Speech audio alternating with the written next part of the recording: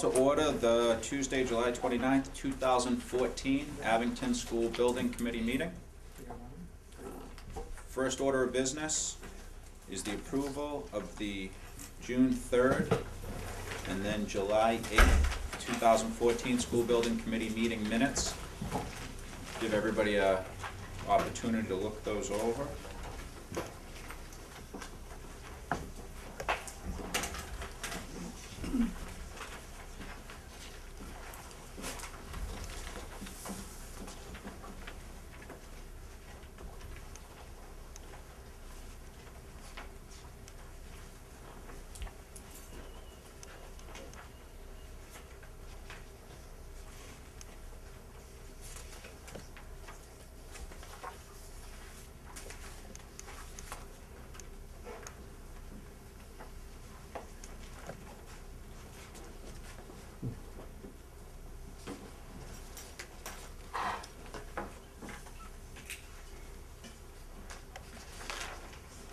To accept as presented.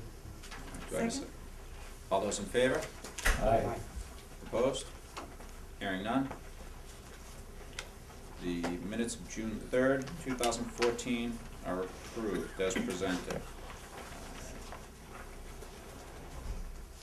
Do we have a motion for the July 8th? I'll make that motion. Okay. Do we have a second? Second. All those in favor? Aye. Opposed? Hearing none. Minutes. Who made the original motion? Original motion was made by Kathy. This time? Okay, thank you. Yeah.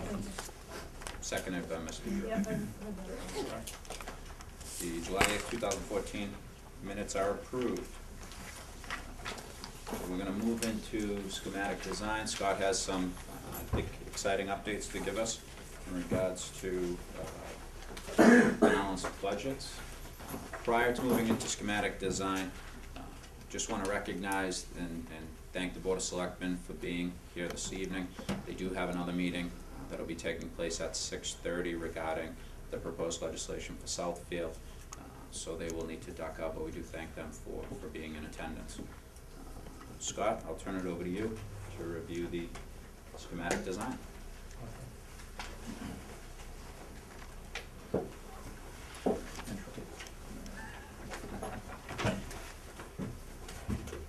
Thank you, Rich. Tonight we're going to try to, it's going to be a little bit of work. Traditionally, this meeting prior to the combined meeting Monday night has been kind of a dress rehearsal for Monday night. Tonight we have a number of things that we're going to be talking with the committee about that require some input and decisions. So in some ways tonight is going to be a little bit more of a working session and then a shaping of the presentation for Monday night. So we'll talk through that. I know there are some new faces, and so I want to certainly not move through the schematic design too quickly. But if we do seem to be moving through it too quickly and anybody wants to talk more or get some more information on any specific piece of it, certainly stop us, we'll slow down and go over anything you would like. As a reminder, we are in the process of finalizing it. The package is complete. We just need the support of the various boards and committees in order to deliver to the Massachusetts School Building Authority, the MSBA, the entire schematic design package for the proposed middle high school. Tonight, some of the things we'll be going through are certainly part of that package, but in terms of the timeline, on or before August 7th, we will submit the entire package to the MSBA. Their meeting to provide final approval for the package, which is essentially your final authorization that they would fully fund this project, is scheduled for September 24th, I believe, yeah, September 24th. between August 7th and September 24th, their in-house staff will complete an extensive review of all the documentation and will develop some, likely some questions and perhaps want some feedback on certain items. At some point in time, we don't know the exact date yet, they will invite representatives from the building committee and the school department to come to the MSBA and have what they describe as a final scope and budget meeting, where and 80% of that meeting will be a discussion with regard to the total project budget and exactly what portions of that budget MSBA would participate in reimbursing and what that reimbursement percentage would ultimately be. But 80% of that discussion, they'll certainly ask a few questions about the design perhaps. They'll do a little bit of housekeeping on finding out if there's been any update to your committee members, to your schedule, some things like that. But 80% of the discussion at that meeting will be just them walking the representatives who are there at that time through the total cost and their participation in that total cost. So the vote certainly Monday night is key because they want all of those town entities to formally approve this package as it's being submitted. But between Monday night, obviously subsequently between August 7th and September 24th, there'll be a number of things going on. That final vote, as a reminder, on September 24th is the time at which the 120 days begins, where the town is required to make their commitment to the total project funding. So does everybody understand that? I know that many of you are very familiar with that, but I just wanted to remind everybody that that's kind of the time frame that we're working under right now.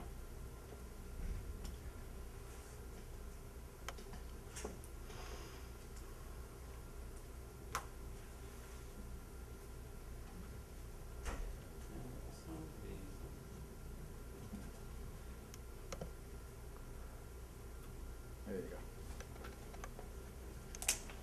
I actually hit escape and it went forward a slide. I don't know exactly how that works. Oh, no, I skipped way out of it. The computer was acting strange tonight when we logged on, so just give me a moment. Try to figure out.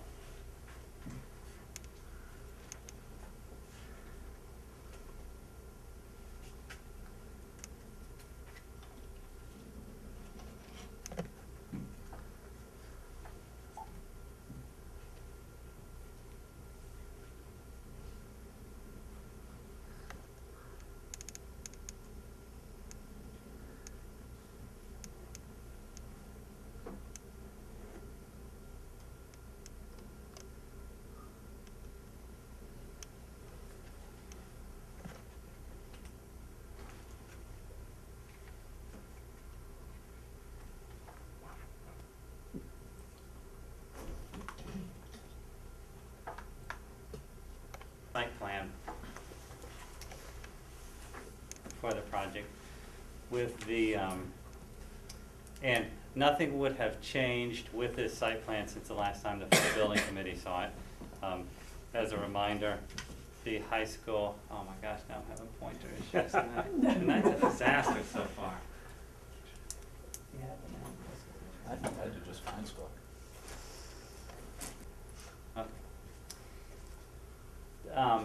The high school entry, middle school entry, going its way, primary parking area for public visitors, etc. High school student parking area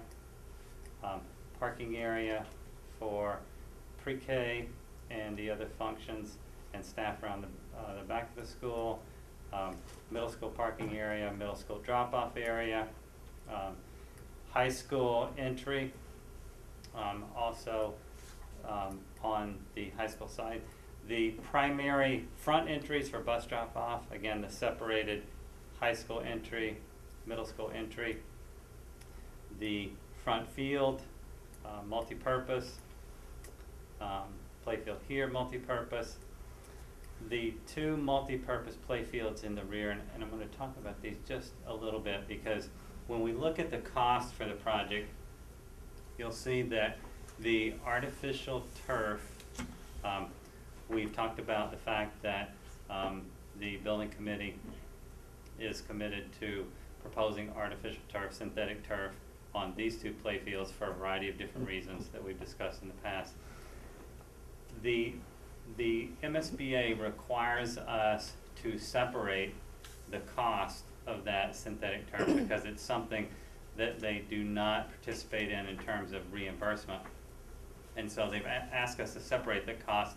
The only way we can separate the cost when we put this project out to contractors for bid is to establish it as an alternate. So when you see the price of the synthetic turf for these two fields in the cost estimate, and this will show up also in MSBA's detailed document when they break down the entire project cost. They call it a 3011 form. You'll see that synthetic turf for these fields is broken out separately. We had to break it out separately in the two independent cost estimates that were done for the schematic design, the one that was done by your owner's project manager and the one that was done on behalf of the design team. Again, two separate cost estimators. They both will show this in the estimate broken out as a separate cost.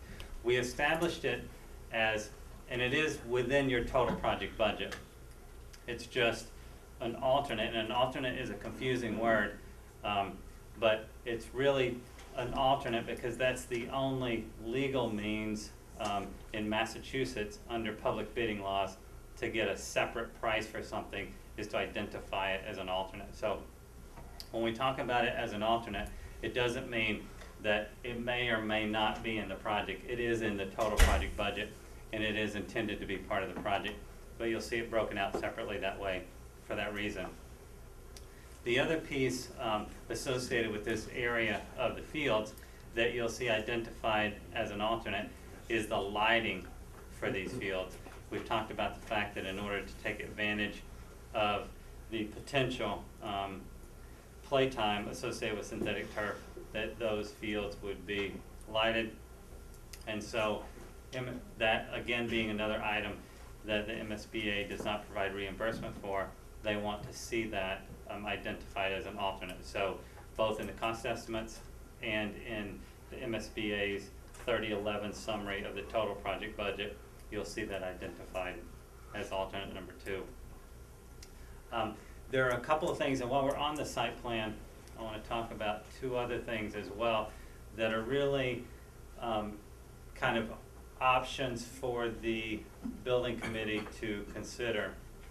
As we were finalizing the documents for the project, and specifically the schematic design documentation package, there had been some discussion about the fact that the lighting along Glenowitz Way is in poor condition and currently is powered from the existing school building.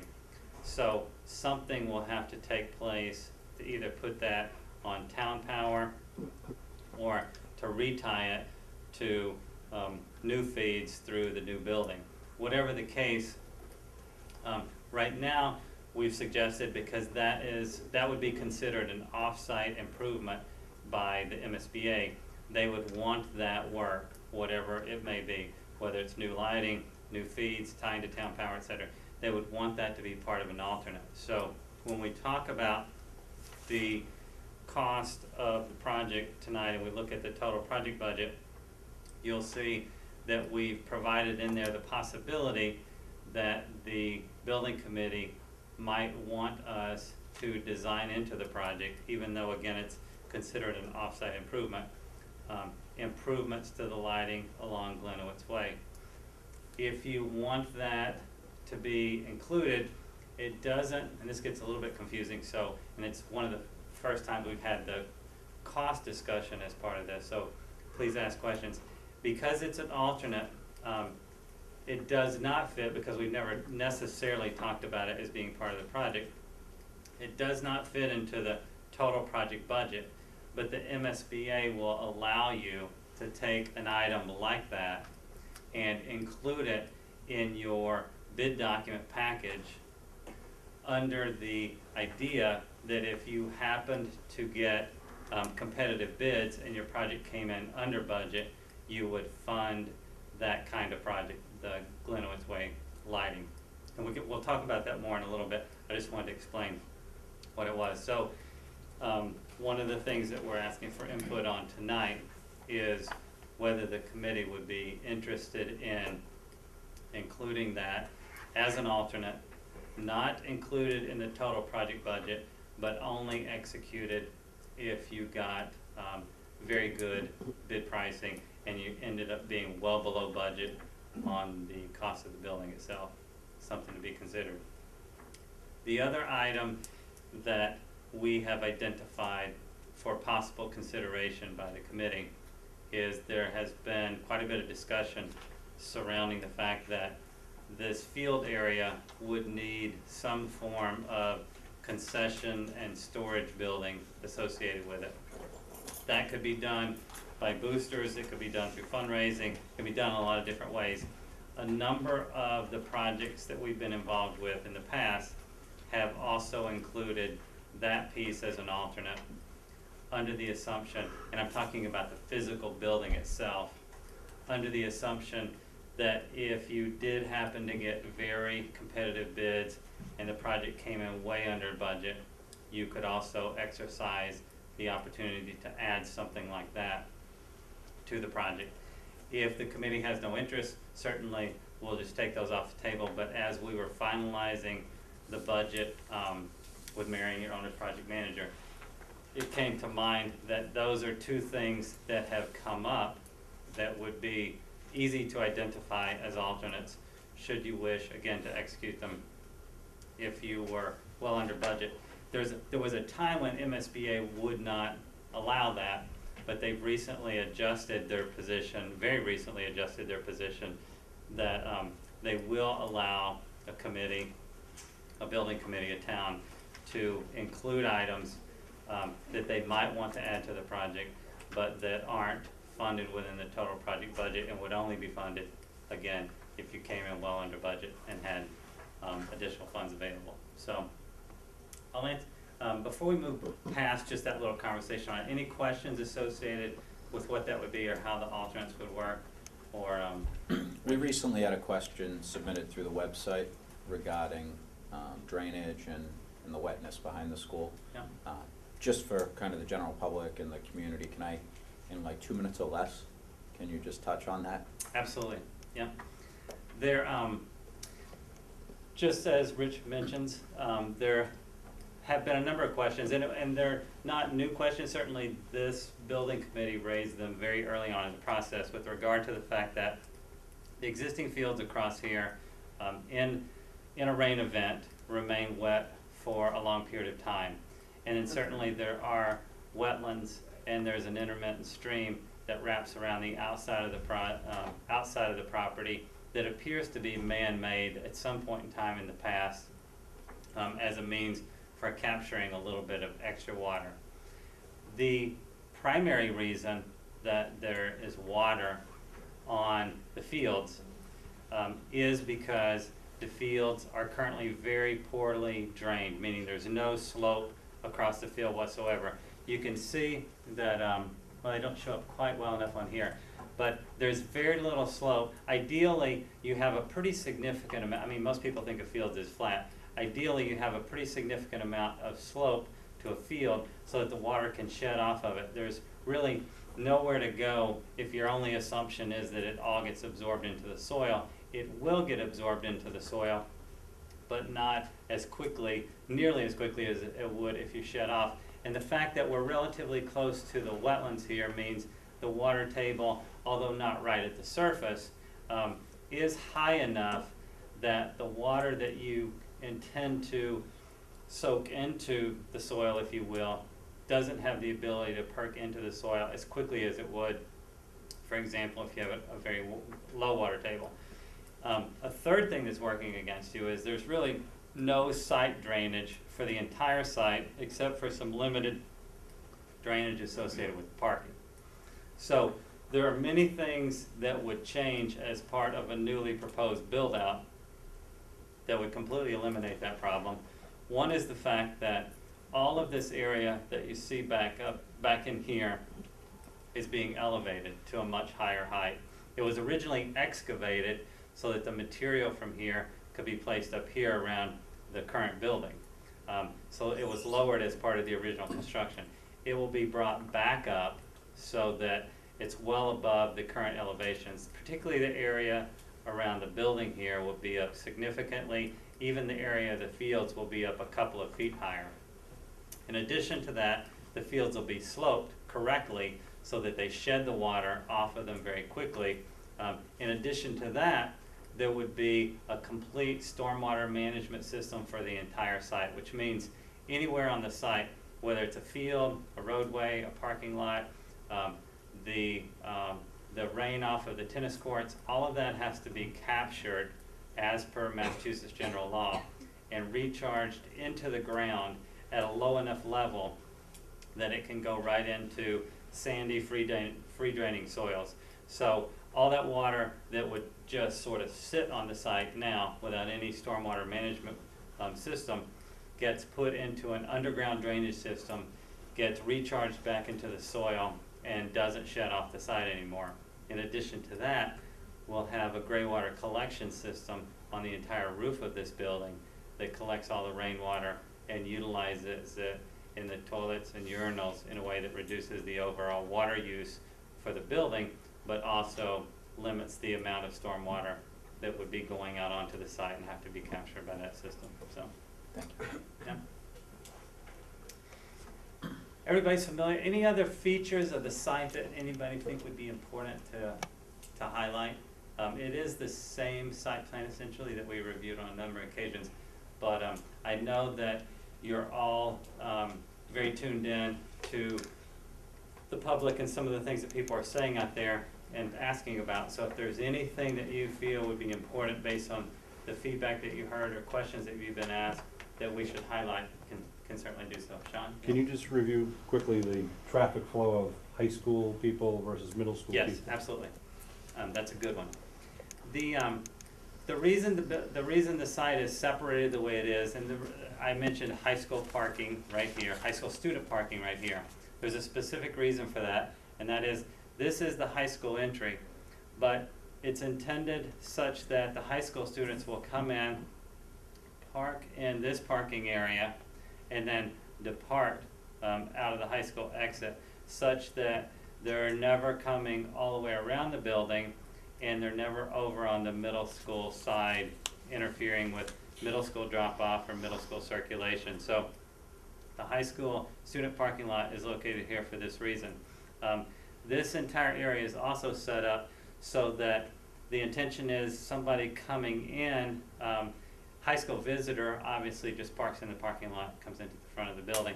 But even if somebody's circulating on the high school side and is dropping off, for example, a student at the morning student entry on this side, they have the ability to circulate around, come right back out. The intention is that they would never cross over to the middle school side. Now there's obviously a road that goes all the way around and it's wide enough for two-way traffic. So if you did happen to have an event, a weekend event or some kind of community event, or even on the weekends you wanted to allow the two-way traffic, you could do so without a problem.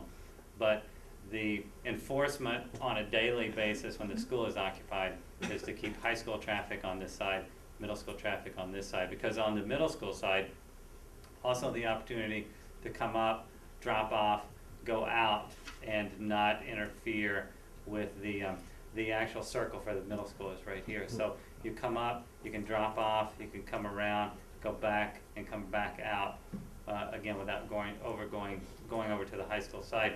And that'll be kind of an enforcement issue, and people understanding, parents understanding what the circulation flow is intended to be on a daily school-occupied basis. We have designed none of this is so restrictive that it's only one-way traffic, even though we're saying, just as I suggested, middle school this way, high school this way. All of these roadways are width such that they can accommodate two-way traffic. So if at any point in time, for any reason, you decided that circulation pattern wasn't working, or you wanted to adjust it slightly, everything's sized. There's no road that's so narrow as to force one-way traffic or stop the flow of traffic, but the organizational structure would be that they were completely divided. That's good. Mhm. And that, those transitions would take place at different times in terms of the timing of the building? Yes, the assumption is that the schedules would be different for high school and middle school, and that you would never have the middle school population arriving at the same time as the high school population, although I don't think it's been specifically set as to what that would be. Typically, we see that adjustment be at least 20 minutes or so solves congestion problems. A lot of districts end up making it closer to a half hour or so, but. Mike? On the Glenowitz Way lighting, would the MSBA consider funding that as a traffic safety improvement?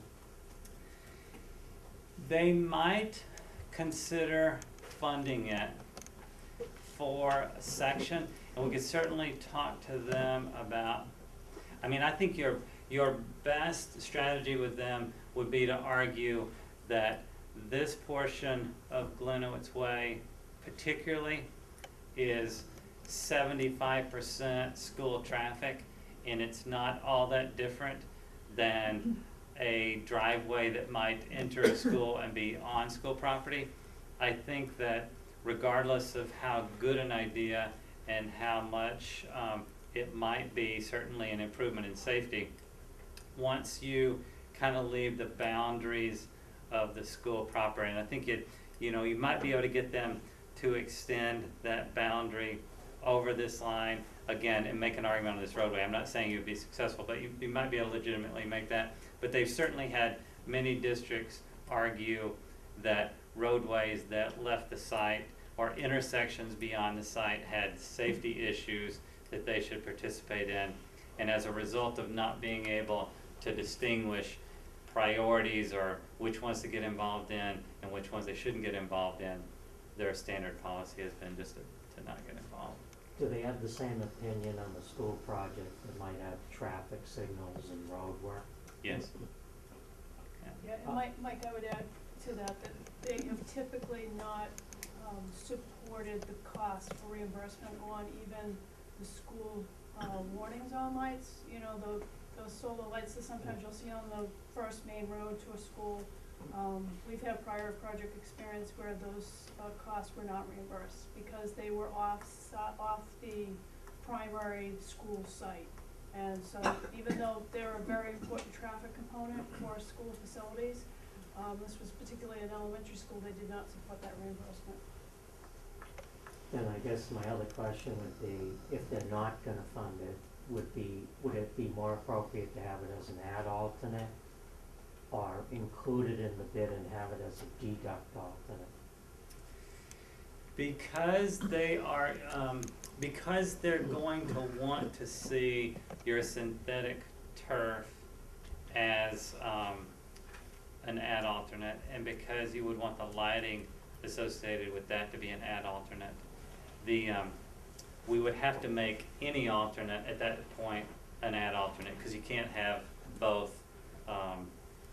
You can only have ads or you can only have deducts, which sounds crazy, but it's all a result of some of the bid manipulation that was occurring in the Commonwealth in the early 70s, and people were getting very creative with the way they selected their contractors by choosing some and not choosing some and adding some and subtracting some. So the law now is intended to stop that by just saying you have to take them as all ads or all deducts, and you also have to take them in order. You can't skip over them, as you may know. Yeah. Just a clarification on the concession stand. So the building would be a separate alternate. Can the utilities that run to a selected location be included as part of?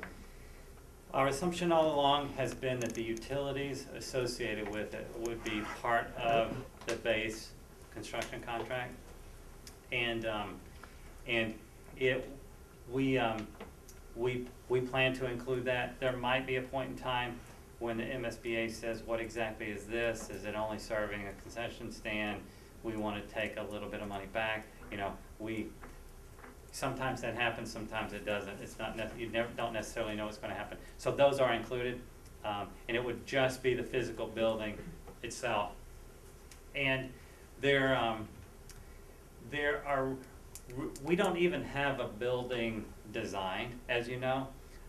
So for the purposes of the cost estimate, the estimators each just sort of took an approximation of a size building based on a lot of other projects we did that also included, you know, a little restroom component as well.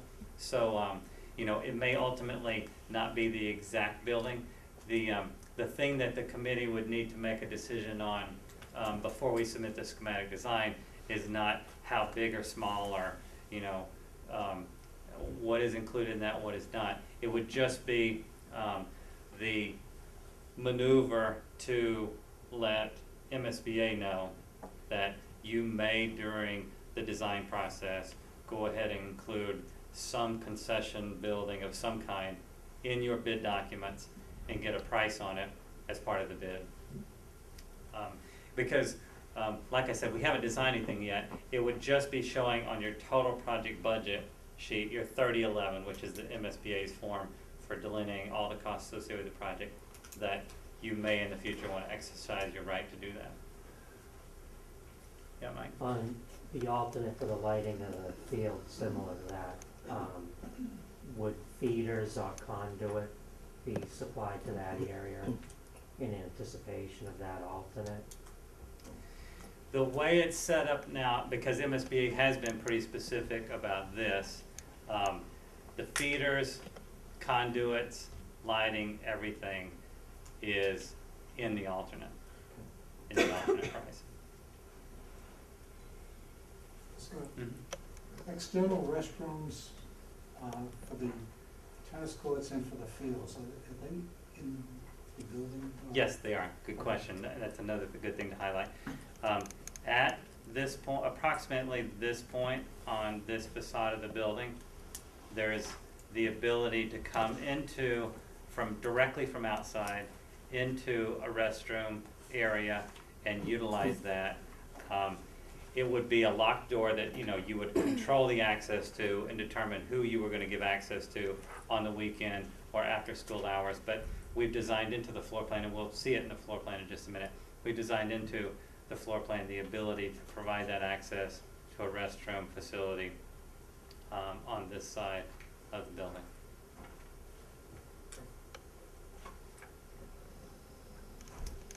Any other questions or any other things that you're hearing out there in terms of questions?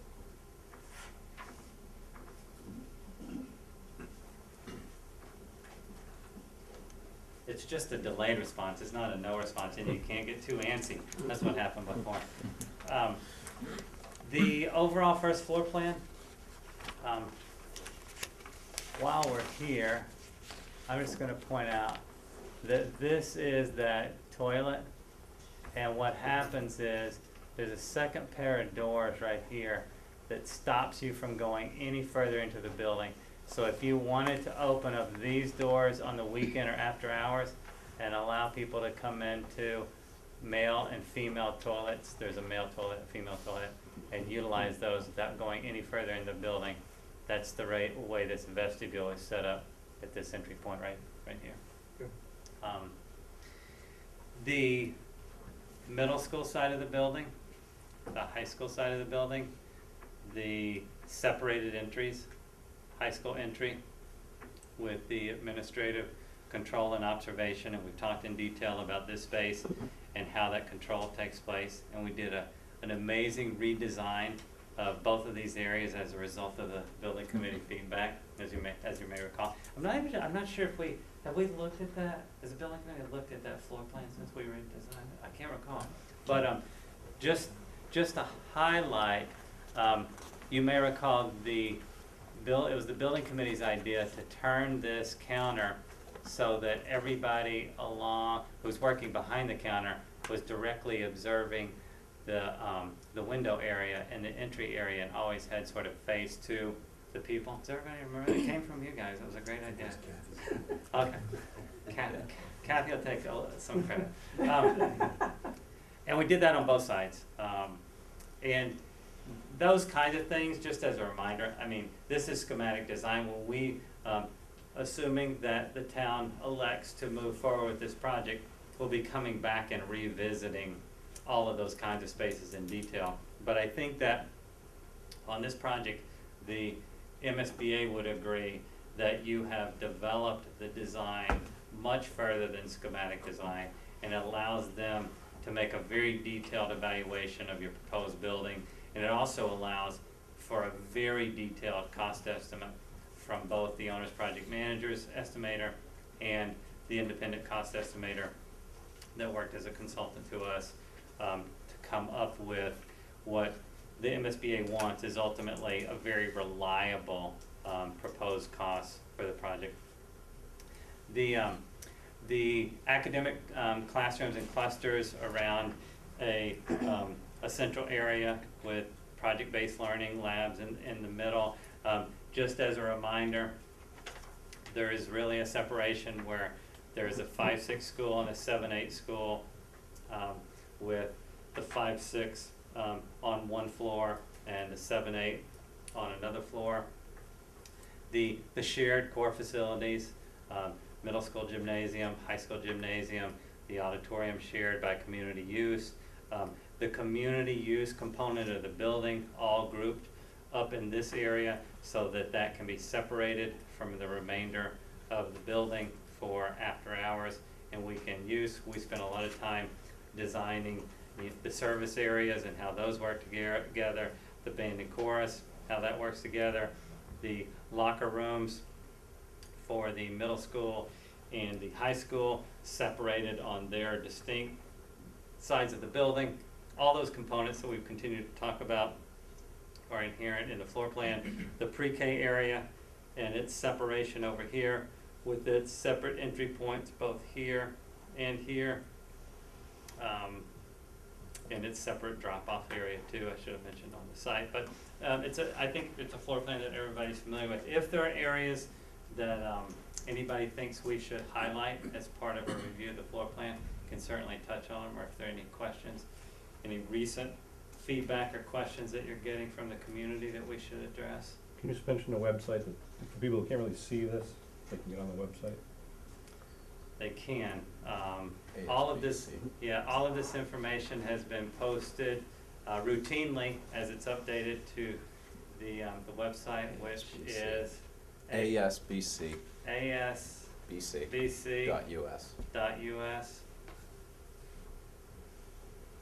Well, I feel like we should have a slide that just in big letters says ASBC.us. We'll have to do that in the future. Anything else that? Yeah, this is obviously this is very small, and it would take some time for anybody to kind of walk through it. But these are on the website in detail. Scott, before you change, Yeah. just could you point out the two separate cafeteria seating areas? Yeah. Another key component, the high school cafeteria dining space is located right here, right adjacent to what is kind of the high school circulation corridor as students are coming in the morning and coming down to that area and then going on to the academic area. Middle school located here, directly adjacent to the middle school administration and the entry point to go into the academic area for the middle school.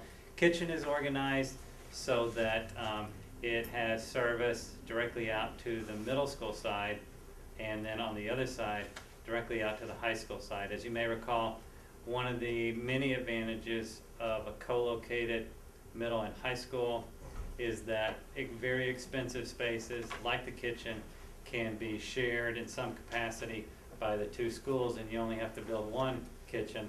And so that's what's going on here. The kitchen equipment, the really expensive part of the kitchen is back in here, the cooking, and as I said, equipment area. And then the servery is set up so that the middle school can come in on a different face than the high school. to keep those two populations somewhat separated.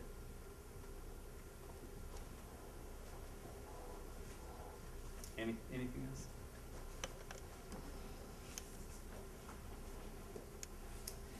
Second floor, Library Media Center, located very centrally between the middle school and the high school.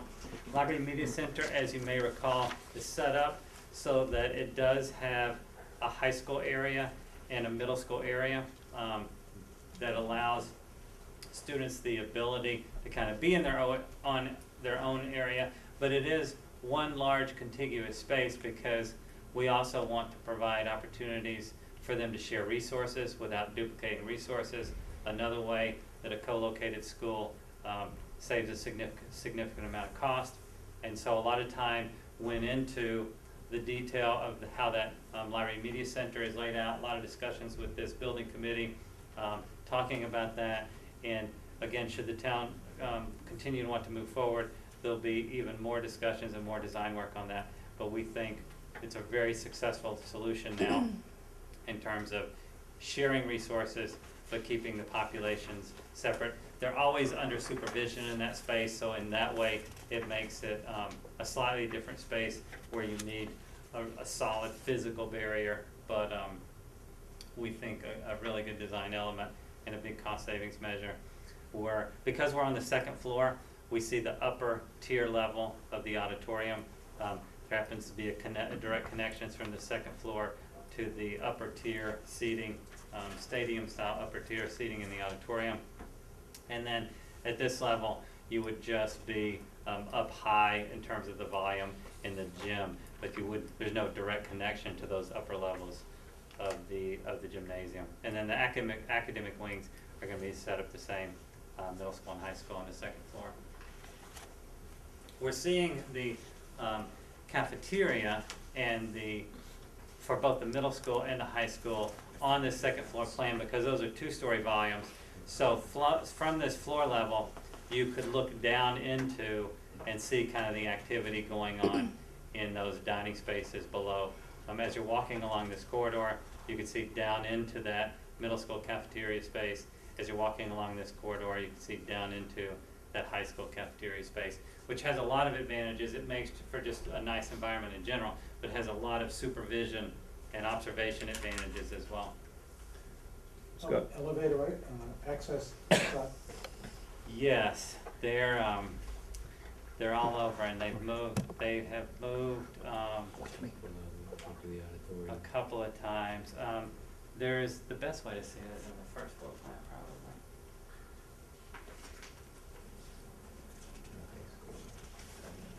There's one elevator right here, I believe. Yep.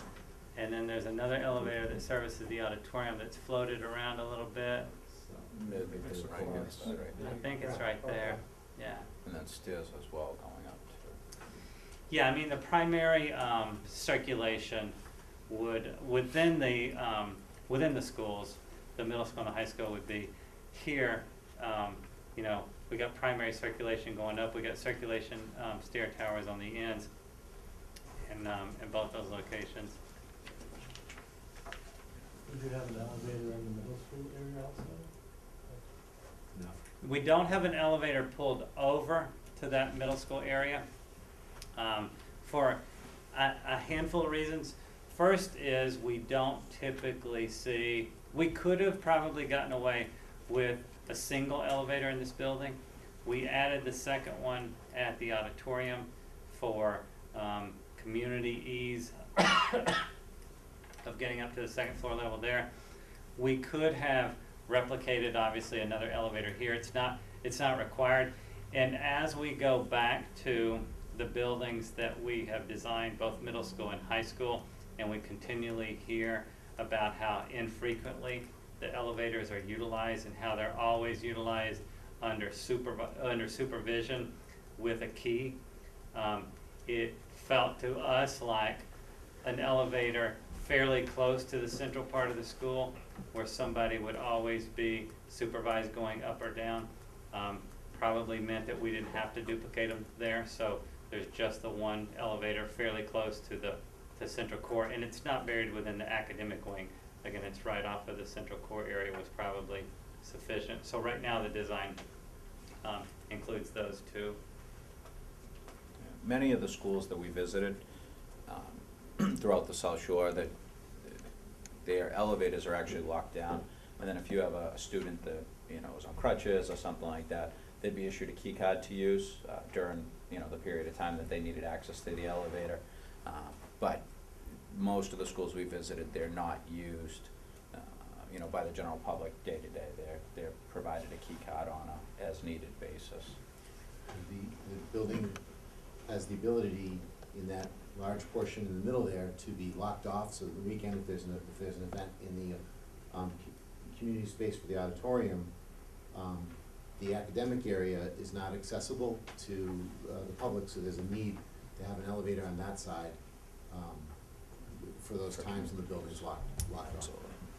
And during our school tours, there was one building, one school that had opened the elevator to anyone who wanted to use it. It wasn't locked down, and the students found out that using the elevator usually meant you'd be late for class. So they stopped using the elevator, and it really reverted back to, you used it if you, you know, had a, you're on crutches, or you had a stroller, or bringing something up to the upper floor. Scott, while I've got your attention, can you just reiterate, when you said the upper tier of the auditorium and how the second floor you have access to the rear, I just wanna clarify, that's not a balcony really up there, that's just the top of the sloped seating in the auditorium. Yes, when you came in there, you would be at the top of the rear seating in the auditorium, that's right. And it reads kind of light on here, I just want to clarify again, that once you come into the middle school building, there's a stair right here that gets you to all levels in the middle school, and or gets you up to that level in the middle school.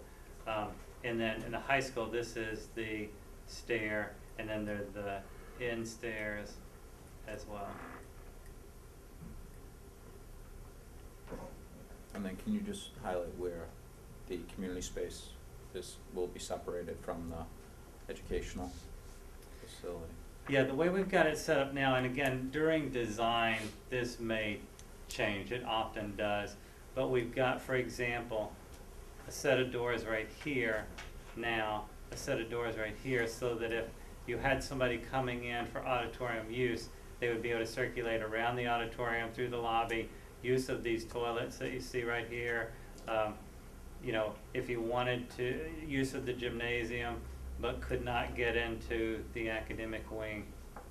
Now, if you did have an event where you wanted to also utilize the cafeteria, there's a second pair of doors here and here that would allow you to have somebody come down into this area, but not go into either one of the academic wings. And we may introduce more separations as we move through design and talk about how you want, there's always creative ways to zone the building to further separate it if we need to. Any other questions?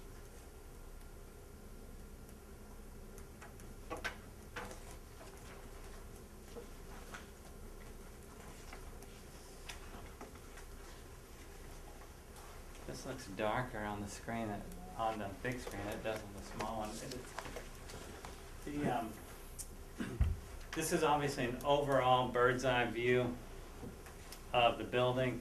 It just helps you get a sense of the scale of the building on the site in terms of its height and volume. The entry to the high school off of the drop-off area out front is right here. The student entry and morning entry and exit, high school students, is located here. Middle school entry at the administration area is located here, and then the middle school drop-off area located right here. Obviously, the middle school academic area, the high school academic area. The area that you see popping up here is the Library Media Center, getting some windows into the upper part of that space for natural lighting. Auditorium obviously located here, and the gymnasium's located back here. Tennis courts, the field in front. we'll talk a little bit more about materials when we get, I think a little closer up. Scott, I did have one person very concerned about building a flat roof. If you wanted to speak to that. Yes, yes, that's a good question, a good point. The flat roofs that were constructed in the 50s, 60s, and 70s that were, for the most part, problematic, no longer are constructed in that manner. There's no such thing as a flat, so-called flat roof now. The building code doesn't allow it. So even though these appear to be flat areas, what they actually are areas that are sloped to drains that drain water off of them continuously, so that there's never any standing water on this building. They have to be at least a 1/4 inch per foot. A lot of times they're a 1/2 inch per foot, so that if it rains on this building or snow melts or there's any water accumulation whatsoever, it immediately goes to drains, and then there's a secondary drain system on the roof that takes it right off of the roof. So even though sometimes we refer to these as flat roofs, they're very unlike the flat roofs of the past, and they're very successful in New England for being long-lasting, no leaks in the building, etc. Some people have the perception that a sloped roof is better because you see sloped roofs in almost all residential construction. That sometimes is true for a small building, a house or a small residential structure. When you get to a building this large, most of the buildings in New England that are this large that attempted sloped roofs, I'm talking heavily sloped roofs, failed as a result of expansion and contraction and some of the problems associated with attempting to do these very large sloped roofs. So the past 20 years has taught all the design professionals in Massachusetts that this kind of system that is a sloped roof but not a dramatically sloped roof will drain the water, survive better. All of our facilities managers at our schools very much endorse this kind of roof, having all the ones certainly that have a lot of experience managing this kind of roof system. Scott, you had made mention at a prior meeting about the load-bearing capacity on the roof for a snowfall. Yes, as a result of some of the significant snowfall over the last 5 years, plus or minus, I think it was about 2 years ago, 18 months ago, 2 years ago, Massachusetts changed the structural code requirements for a roof like this to greatly increase both the live load and dead load capacity. And the way I like to explain it in terms that at least I can understand is this kind of roof now has to be designed where it would really take 6 to 8 feet of snow before you had any kind of concerns over, I'm talking about not a snowfall of 6 to 8 feet of snow, I'm talking about 6 to 8 feet of accumulation on the building before you would start to have any kind of problem or have to remove any of it or address it in any way. The snow loading requirements in the Commonwealth are very significant now as a result of some of the problems. All it takes is one bad building failing, and then I think sometimes there's this overreaction, but in the interest of safety, certainly I don't think that should this building be constructed, you'll ever have to worry about snow loading. Good to Can you talk about the potential for PV up here as well? Yes, the building will have an infrastructure, which means empty conduits and raceways that you can feed power and all the necessary wiring through, were you to want to place photovoltaics on the roof as part of an extension of this project or any future project. Building is also designed to be capable of supporting those systems as well. Define photovoltaic? That's what I was gonna. Oh, I'm sorry, Solar panels. solar panels, yeah. Photovoltaic arrays, is just another name for solar panels. So can you also mention, I think July first, we just had a new building code and a new energy code, which this new building will be subject to all these new updates, right? Yes, I'm trying to remember what the exact trigger points are on the codes. 2012 IECC, the International Energy Conservation Code. Yeah, with the it's- overall energy efficiency.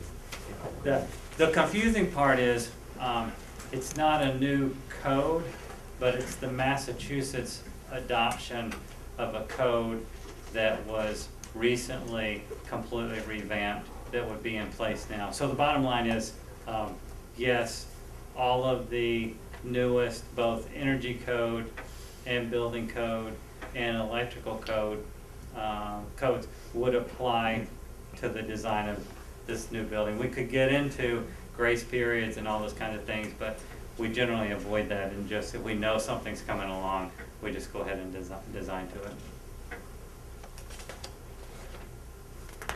And the energy code, continues to get more aggressive in terms of its cost savings associated with energy. There's a slight premium to include it in the building. You don't really have any choice, but the implications are that there is a very slight premium associated with the new codes that'll be in place, but the savings that you get as a result of energy savings pay that back very quickly. Any other? There's a couple of close-up shots here. And thinking about the architecture and the style and the aesthetics, and I think there are some, I'll just go through a couple.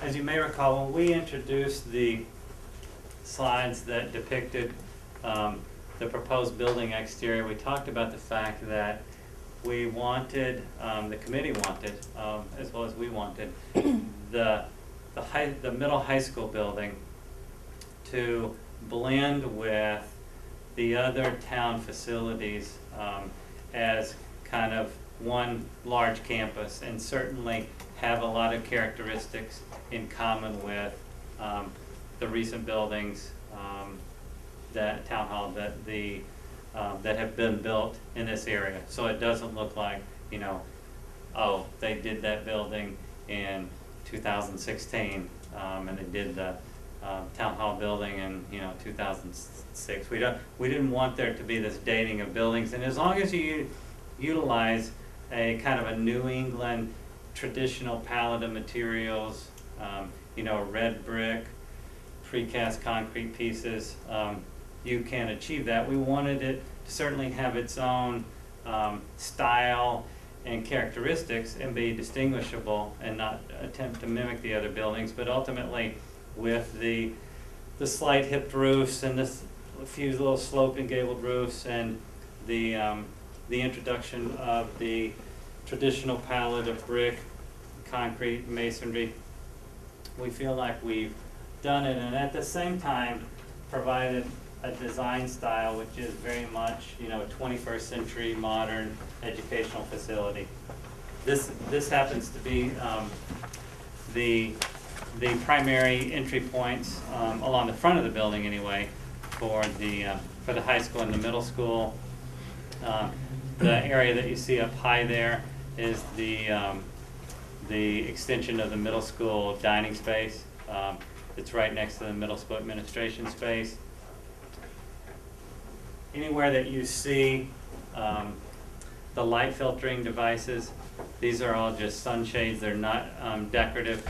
They're actually very functional in that we're required to do a lot of this in order to meet the energy requirements that are invoked, not only by the energy code, but also under the provisions of doing a green building.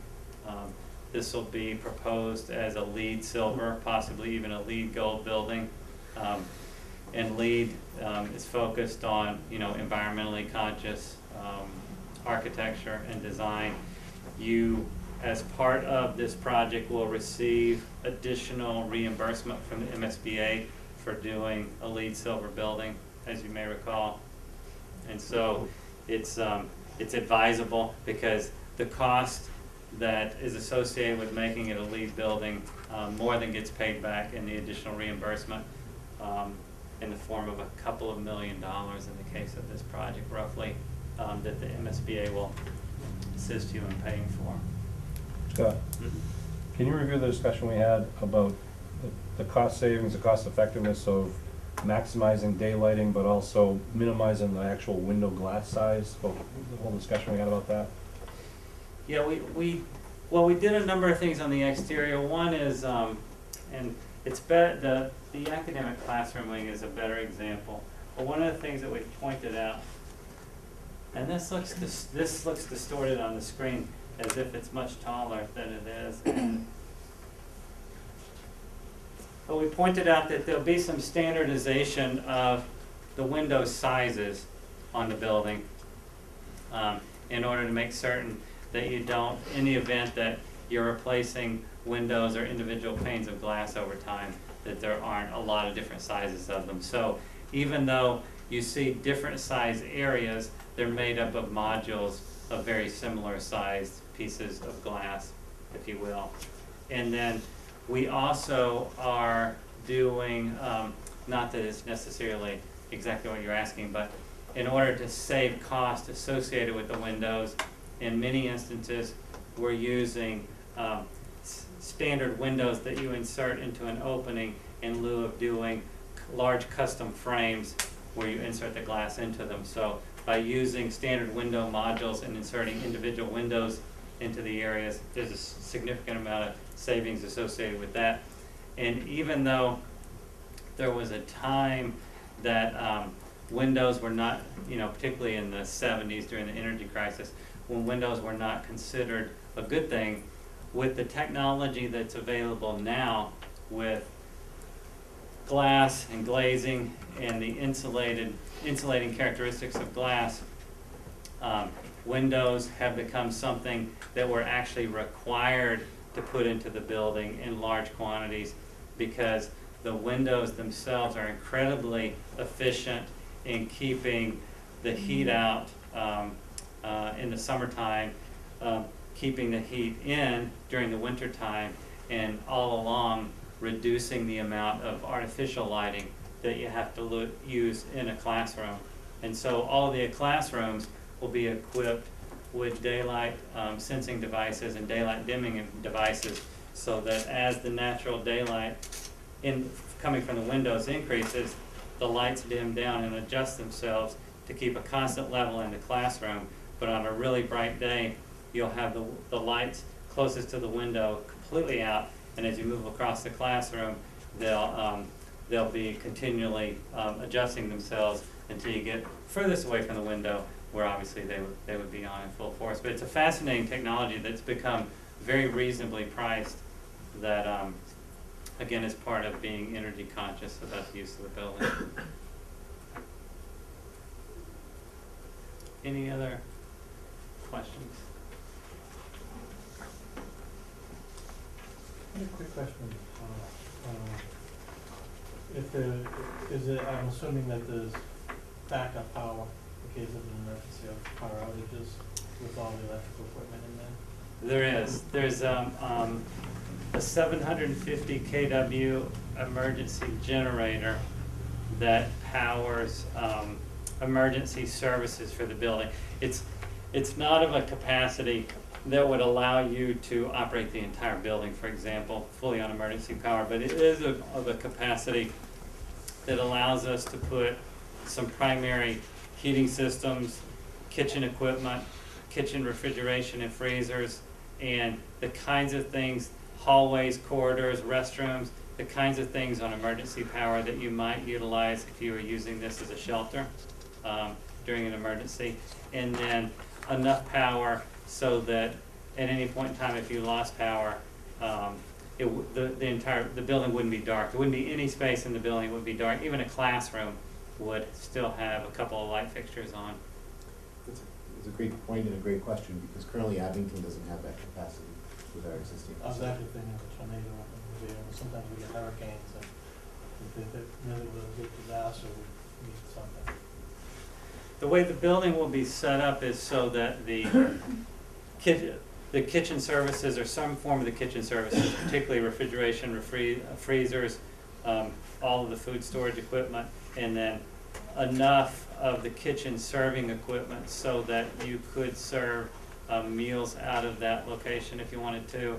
There's been discussion with police and fire about making sure that they had sort of a, what did they call it?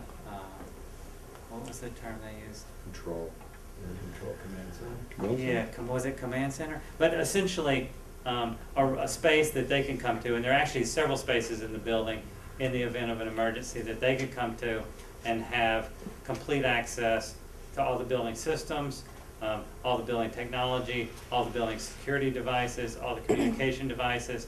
Like, for example, all the telephone system, the servers for the computers, all those kinds of things would be on that emergency generator, so you don't lose communication in the building in the event of a power outage. So it's set up to support that kind of event.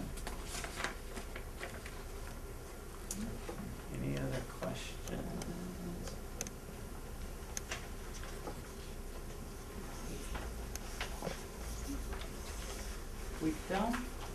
We don't have to, I just want to take a peek.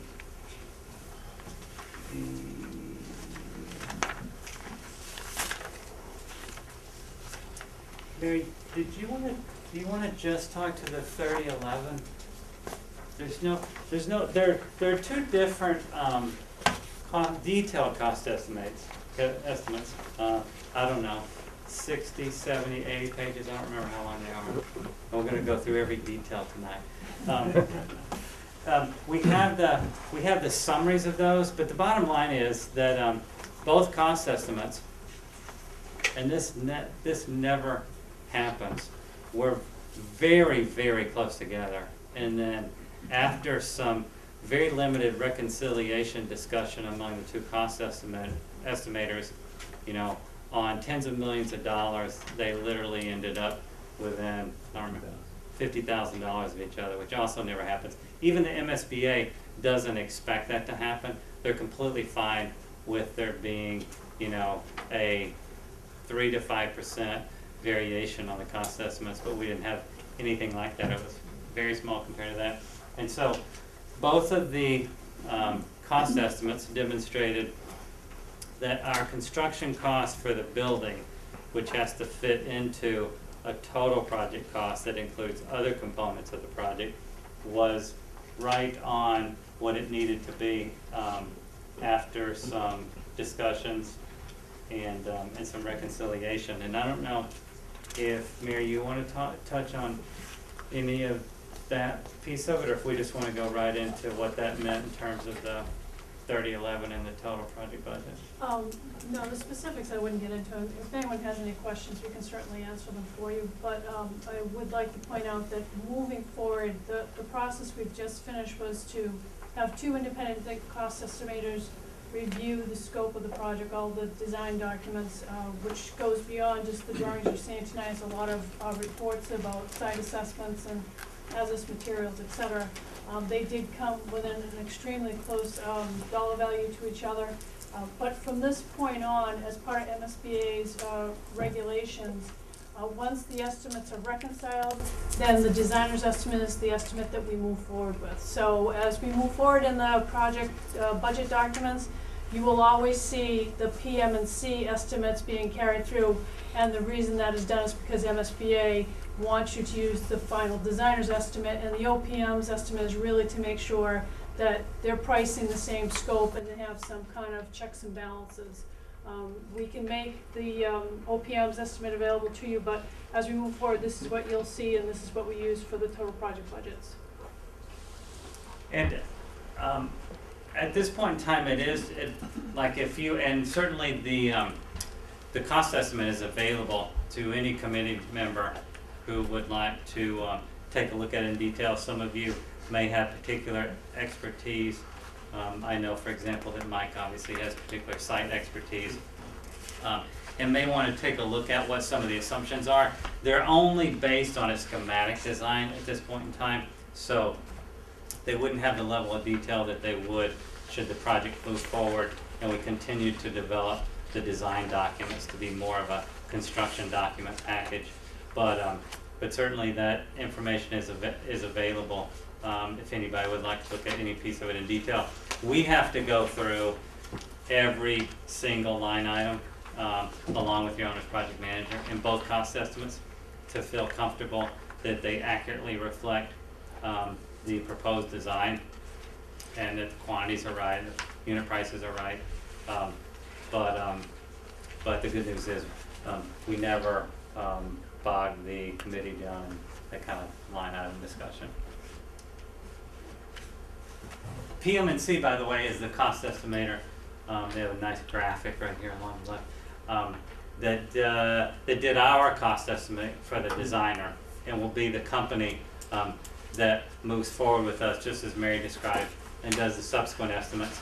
They actually specialize in cost estimating for public school construction projects in the Commonwealth, and don't just work for us, but work for a lot of other firms that are involved in schools in Massachusetts, and have certainly have the MSBA's respect with regard to their experience and their past track record. So that's why we utilize them.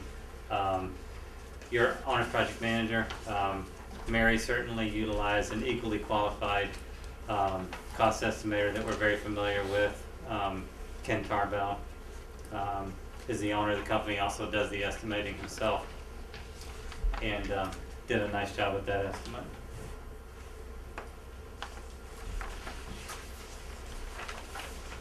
This is the MSBA's document 3011, and everybody has a copy of that. I believe a hard copy of that. I'm not happy that it doesn't show up on the big screen quite as well as it does on a computer screen or on your hard copy, but we'll walk through it. Mary, do you want to, the owner's project manager has the undesirable task of compiling this document for the MSBA as a first draft, and we have to, Mary has to, the KBA has to turn this document over to the MSBA, and then they manipulate the document themselves and make adjustments to it frequently, mostly targeted at looking at areas that they will or will not participate in reimbursing the funding of, and then coming up ultimately with your total project reimbursement. But Mary, if you want, I'll let you talk through this document. Yeah, so basically this is a template that's available on MSBA's website, so you can certainly take a look at it as well as seeing the document in front of you. What's not shown on the document in front of you are additional cells that MSBA has on the template that you can see on their website, and that demonstrates how a lot of the yellow line items on that budget are achieved. As we've discussed before, MSBA does have certain thresholds with the project with regard to what they believe is appropriate OPM fees, what is appropriate designer fees, and these forms cross-check what the owner or the project team is proposing for fees, et cetera, against what they think are standards. I will tell you for your project, both AI3 and KBA is below those standards, so it reflects on a maximum reimbursement for you. In the categories that they set up, you have feasibility study at the beginning of the budget, which outlines your $800,000 appropriation, which we are, as you know, still tracking under budget. They also include a category called administrative, or administration, which includes legal fees, the OPM, other insurances for the owner, permitting costs, advertising, etc., architectural engineering fees, And then you get into your construction costs, which are on page 2, I believe, of the document that's in your presentation material. It includes a line item breakdown of all the construction costs based on the PM&C estimate. And then we work on markups. The alternates, as we've discussed earlier this evening, that would be considered for the project. And then miscellaneous project costs such as utility company connection fees, testing services for construction, other project costs that might be considered with regard to owner moving from one school to the next. Our furniture and equipment and technology budgets, which are all based again on MSBA line item reimbursement allotments. The second column within, or I should say the third column, is scope excluded items. And you will see that the budget that we've put together, at least as a draft for you now, does identify some items that we know at this time, based on MSBA regulations, will be excluded from the grant. They include design and OPM services for any of the alternate work. It also includes certain hazardous material removal costs, that's for VAT tile within the buildings. And as we've talked about before, there are site construction exclusion costs for any value above 8% of the construction costs.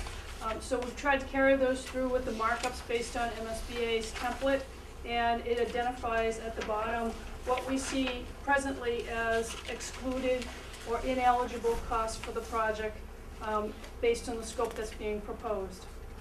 Additionally, on the bottom section of your third page of this budget, it outlines some additional components that are included in MSBA's consideration, which is your incentive points, which we still need to have a confirmation from MSBA on what we will achieve for the project. We're using a conservative value of 3 points. And then additionally, we have owner and construction contingencies in the lower line items. We do know at this point, as we've discussed before, MSBA did make a change in their construction change order eligibility. So we know that there'll be some additional ineligible funds based on any change order amounts above 1%. So we haven't gotten that determination yet from MSBA. As Scott said, this is really the first draft, a run-through of the budget. MSBA will review the project design documents. They will then re-review this budget, and they typically will make recommendations on other items which either need clarification on the scope for the dollar values, or they may identify additional ineligibles that they feel should be included in the overall grant. That's a process that will take place during the months of August and early September. So again, it's important to remember that this is a baseline. It gives you some indication of where we stand with regard to the grant money, but it isn't a final document. We will have a give and take process with MSBA, culminating with a project scope and budget meeting or conference in September, and agreement on the final grant amounts at that time. One of the things that I would like to add to that, and Mary's talked about it in the past, we've talked about it in the past, but it's very confusing because MSBA is going to require that you carry in your total project budget a construction contingency. And they're going to require that that be a strong 4% plus or minus. I don't know what the exact number is that's in the 3011. I didn't do the math. They're going to require that it be a strong 4%. They like to see somewhere between 4 and 5% of the construction costs carried in your total project budget as a contingency. However, just as Mary mentioned, they'll only make 1% reimbursable. So of that 4%, let's say, they'll only show 1% of it as reimbursable. But they'll require you to carry 4%. So let's say you're a good steward of your project and you get to the end of your project like many of our clients do, and you haven't expended that 4%. Let's say you've only expended 1%. Then clearly that's money that the project will never spend and essentially is never borrowed, so the town never spends it. However, when you get the revised 3011 at the very beginning of the project on September 24th, it's going to require you to have that full 4% in there, and then it's going to take 3% of that away from you as ineligible. And what it does is it skews your reimbursement percentage, is the point I'm getting at, because it automatically assumes that you're going to spend 4% of your on construction contingency, and the MSBA is not going to reimburse you for it. And when they do the math on that, it has the effect of skewing your reimbursement percentage down at the beginning of the project. But when you get to the end of the project, it may turn out that you don't spend that entire 4% in contingency, and therefore your reimbursement rate, adjusted reimbursement rate, is really higher. Does that make sense? The rate doesn't change. That's right. The amount that the rate grant. covers, that Right. the grant covers. That's right.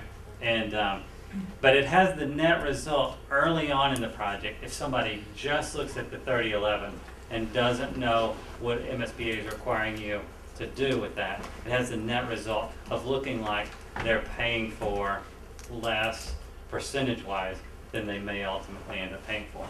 And we did run the calc on that, and at this point, based on the scenario that Scott's talking about, is we did carry a 4% fee. That results in a 3% change order contingency that wouldn't be reimbursed. It's affecting your reimbursement rate by 2 points presently. So what, in the old rules, 6 months or 9 months ago, you would have been at a 50.28. It drops you to a 48. And so it's important to, understand that impact, because as we've stated before, MSBA will continue to use your baseline reimbursement rate, but these types of ineligible recategorizations by MSBA are affecting your overall reimbursement rate. Can I say it a different way? Yeah, I just wanna make sure. So if we had a $95 million construction budget and we added $5 million for contingency for unforeseen expenses, we had a total $100 million project, hypothetically. And let's just say hypothetically the MSBA announced that they were gonna pay 60% of our project. Someone who's reading just that would say, oh, 60% of 100 million means the state's gonna pay 60 million out of the 100 million and the town's gonna pay 40. But that's not how the math works, because they're not gonna pay 60% of the total project. They're gonna take some of that contingency off the top, and they have limits as what they do for some site works for every project in Massachusetts. So it might be 60% of, just hypothetically, $90 million. And then the town pays the 40% of, or the balance of whatever the balance it is. That's what it really is. So I think once we get these percentages, we might wanna start talking about dollar amounts. The state's paying X amount of dollars, the town is responsible for the X amount of dollars. The percentages will confuse everyone. In the term ineligible, it sounds misleading, because it sounds like, well, it's ineligible because you don't need it. But as an example, they reimburse, what, $275, $287 per square foot, yet every school that's been built in Massachusetts in the last several years has cost how much per square foot? They're bidding presently at over $320. So. And we're not gonna bid for another year. Right. So, they'll only reimburse, they have a figure in their mind that they say will reimburse you for, but they know that every school that's been built in Massachusetts has actually cost, per square foot slightly higher than that. So that's considered an ineligible expense, but that's only ineligible because they don't pay you a realistic reimbursement towards those costs. So I guess ultimately, sitting here, not part of this, with the ineligibles, and they'll pay a percentage of this but not a percentage of that, where are we in the taxpayer's pocketbook with these things that may or may not be reimbursed? Are we still looking at the same? Same exact figure Same that exact we've figure. always, yes, because Okay. from the outset, both Mary and Scott, having built several schools throughout the state, are very familiar with the MSBA. So, they, from the outset, the figure that we've initially discussed, which was, somewhere around $600 and most likely something potentially south of that, that figure is still a very realistic figure. And again, that figure right now is based upon a 4.5% bond rate. West Bridgewater, which recently just approved to build a new school, and is a community very similar to ours from a bond rating perspective. They recently procured funding at 3.1%. Now, do I think we'll get 3.1%? You know, where obviously if the town determines that we are going to proceed with this, we're still several months off before we go out and procure bond funding. But we used what we consider to be a very high rate at 4.5%, as opposed to right now what projects are getting bonded at. So, you know, that figure that we put out there initially, we wanted to be, 100% positive that that number is never going to go up. You know, it will be in the good graces of the community, assuming that that number comes down. But we wanted to go out there with something that was as conservative in nature as possible. Yeah, because I think ultimately that's what they're gonna look at, they're not gonna look at ineligibility in this thing and Absolutely. they're just gonna wanna know where it's gonna hit them in the pocket. Absolutely, no Scott, question. Could you, I think a lot of people don't understand that not only is the state contributing towards the building and the site, but they're also contributing to outfitting and equipping the building, like computers and, whatever furniture is needed. Can you kind of go over what types of things they would contribute towards, microscopes, whatever it is? Right. The furniture and equipment, as well as the technology for the building, is funded by the MSBA. They will, I think the number is approximately 2.8 million on this particular project, 2.6 million. but- 2.67. Yeah, 2.6. That they will participate in buying you chairs, desks, science equipment, computers, laptops, servers, everything to do with, we always say if you took the building and turned it upside down and shook it, things that fall out, the desks, the chairs, the computers, they'll participate in at the same reimbursement rate on all of that equipment. Now, should you choose to spend over and above the amount they'll participate in, which a lot of districts do, then they'll just make that portion ineligible. That's why we're always talking about ineligible. And I hate to talk about ineligible because it sounds like kind of an asterisk that we're attaching to the bottom of the project, and people are like, oh, what do we end up getting? The ineligibles are pretty minor compared to the total project cost, but we just always like to be very upfront and candid and forthright. So if somebody ever says, oh, here's $20,000 on a $100 million project MSBA didn't pay for, we want to have said ahead of time, yes, there's a possibility that they may take a few items and adjust them and not make them eligible.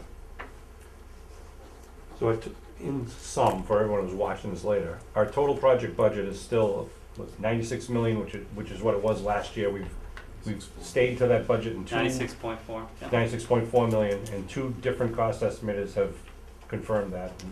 Yeah, two different cost estimators have confirmed that the construction piece of that 96.4 million is just under 80 million, which is what we had anticipated all along. And we have reconfirmed that the remaining costs, the furniture, the equipment, the technology, the architectural and engineering fees, the owner's project management fees, legal fees, everything else associated with the project, because this budget includes literally everything associated with the project. And when you add all those on to the actual construction cost of the building, we are still at that $96.4 million budget that we have been at since the beginning. And that's the number that MSBA will, be applying your reimbursement percentage to, again, minus the things that we know that they may make ineligible. And when the town votes, that's the number that's included in the wording of the vote, is the total Yes. project cost. Correct. Yes. Okay. Because the commitment that MSBA wants from the town is that they'll fund, you're committed to funding the full project.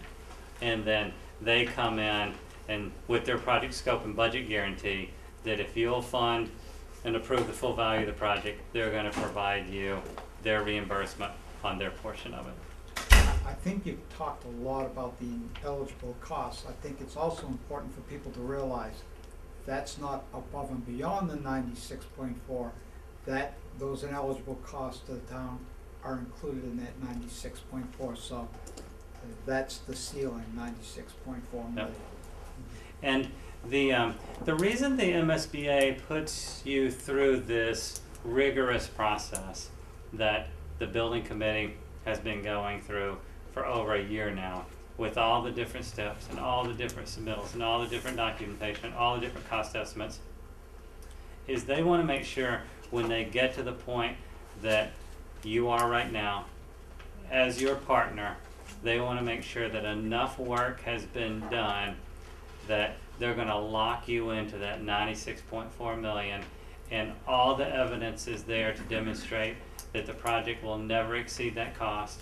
They'll clearly tell you when they sit down with you in the project scope and budget conference that I described earlier, that'll come prior to their approval on September 24th, that is absolutely, that the project will not exceed that cost, that they will guide you through along with your design and your owner's project management team, and the project will not exceed that cost. And the goal would be that the project would ultimately cost less than that. Scott, change orders and extras, one and the same. Is that true? What do you mean by that exactly? That's that wonderful grouping where money flows in and out that people really don't know how the hell to control. Yes. As an extra to a job or as a change order to a job. Same pot of money. Same pot. Right. And that is all in the contingency, none of that is budgeted, is that right? That is, right.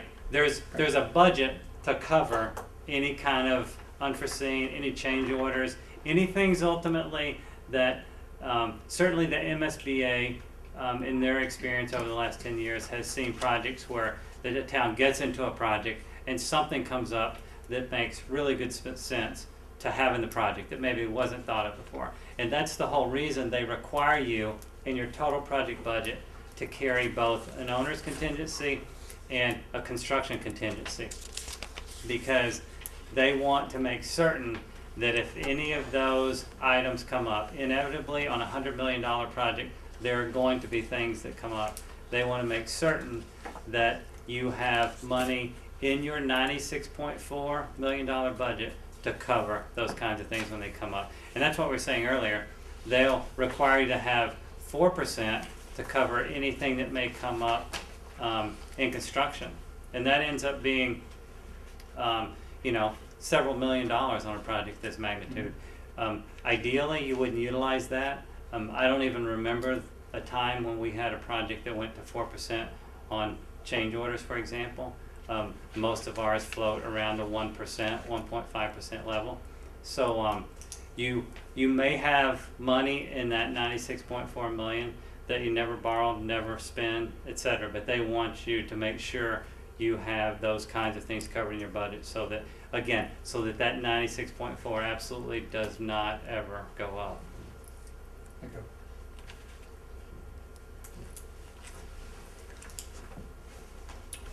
And to that point, Scott, the 96.4 would presumably be the cap. The contingency being carried again is $4.5 million, approximately, and understanding that typical project scope is 1.5% of what you've done recently. That would then be, if there were to be lighting improvements made on Glenelwoods Way, that would be where the lighting improvements were funded out of, is the... Potentially. Okay. Yeah. The lighting improvements could be funded as a result of contingency funds. The library, or the lighting improvements could also be funded if on the day you receive your bids from qualified general contractors, if, for example, instead of that $79.5 million construction cost, the low bid is $75 million, automatically there you've got an additional $4.5 million in your budget that you certainly don't want to just spend. But if there are items you've identified that the project needs, you might potentially expend that money for them as well. And to that point, the MSBA wouldn't just let us spend. That's right. They would need to be outlined. That's right. as they were already in this document. That's right. Everything that under the MSBA, and it hasn't always been this way, but under the MSBA over the last several years, every single penny that you spend on this project not only goes through your owner's project manager, your building committee, your town government for sign off, it all gets audited as it's spent by the MSBA. They look at everything. And that's the reason they can cut you a check every single month to pay for their portion of the project, which greatly reduces the town's cost, borrowing costs on the project. There was a time when the MSBA didn't pay these projects off, the old SBA didn't pay these projects off for years. And this concept of them paying as you go on a monthly basis has greatly reduced the overall cost to the towns.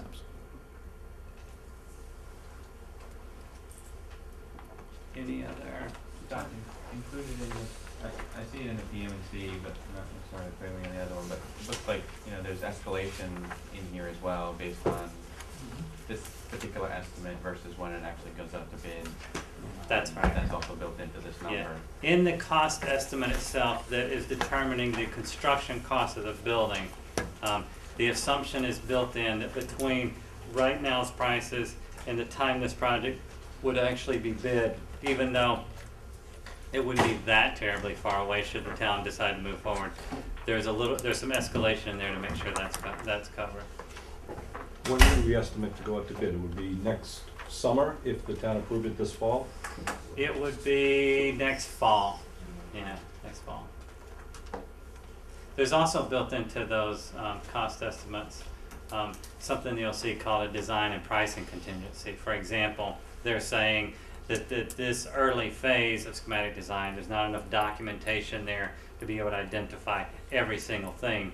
So they built in, depending on the cost estimator, built in between 5 and 8% just for things that they know might happen. So there are a lot, bottom line is there are a lot of contingencies built in, a lot of different contingencies built into a lot of different areas that make up this total project budget, which may seem like a conservative approach, but the ultimate goal is to make absolutely certain that the project is completed for less than $96.4 million. What's the associated risk that the MSBA won't pay, or for some reason we block it paying, or the guidelines associated with that? Once they, after they hold the scope and budget conference with you, and after their board votes it, they literally sign a legal contract with you that says that, you know, they're committed to pay for it. And one of the things that is often done at a town meeting, and you know, Abington may want to consider this because it does sometimes come up at a question at town meeting. Hey, what's the guarantee? You know, how do we know? Many times, your state representatives will come to those meetings and just reiterate briefly the MSBA process, the fact that it is a government agency that is by law funded by 1% of the sales tax, by the way, which is the way it's guaranteed its funding. It's not something that requires legislation every single year like it used to be 12 years ago. Legally, the Commonwealth is committed to 1% of the sales tax that everybody pays, and that's what funds the MSBA program. And so the funding is there, the money is there. Even MSBA used to send out, and they no longer do it because now they want your local reps to do it. But they used to send out somebody from the MSBA who would reiterate their process and the fact that the money is available and it's there, or they wouldn't be signing a contract with you. But is there any process or procedure that if we fail to comply with it, they will not pay?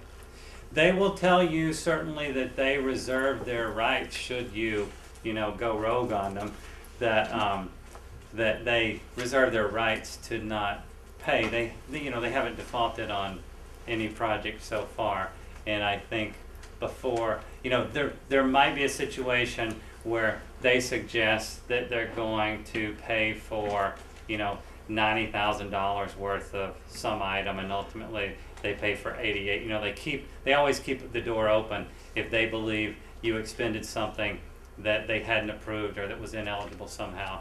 But ultimately, they've never defaulted on any project since they put the program was completely reorganized in 2003, 2004, and so since that point in time, it's been a much bigger, more well organized, better staffed, more thorough program than it ever was before, which was certainly their goal. Sorry, Peter. No, go ahead, any question? Literally, when you submit for reimbursement to MSBA through their website, you submit your what you've spent, you send them your paperwork, and literally within 10 days, they've reimbursed you 90% of your expenditures in that month. And they hold 10% back till the final audit at the end, and then you get the rest of it. And since the MSBA's conception in 2004, they've given $10.5 billion to communities in Massachusetts to build schools. So while this project is very big to us, to the MSBA, it's a very small percentage of what they've already put forth as investments in schools throughout the Commonwealth. Just appreciate that you've been so conservative with your estimate on the reimbursement rate. Wouldn't want it to commit anything or put you on record as saying it could be this or it could be that, but I'm hopeful that it would be better than we have 55.6. What do you think the potential is? Because even with the bonding, I mean, there's good hope that we'll get a better bond rating than we've been talking about. I think that you can't say you will, but you could say, there's good hope that we will. And what about with the reimbursement rate? Any potential? Well, we did take the conservative approach on the incentive points. The maintenance, we're tracking at 1.